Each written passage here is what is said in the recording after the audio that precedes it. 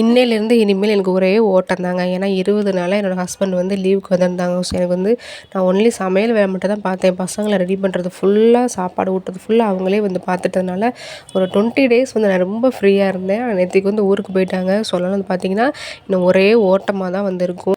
அவங்க இருக்கிற தைரியத்தில் சீக்கிரமாக எந்திரிக்கிறதும் கிடையாது. லேட்டாக எந்திரிச்சு அப்படி ஒன்லி சமையல் வேலைன்றனால லேட்டாகவே வந்து எந்திரிக்கிறது. நல்லா ஜாலியாக வந்து 20 டேஸ் வந்து போயிருச்சு.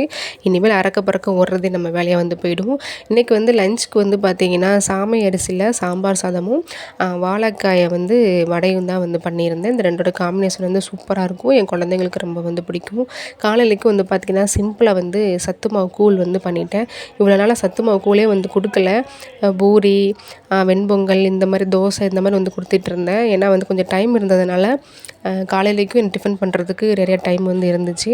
இன்னிலேருந்து தினமும் காலையில் கூழே தான் கொடுக்க ஆரம்பிச்சிருவேன். அவங்களும் புலம்ப ஆரம்பிச்சிருவாங்க.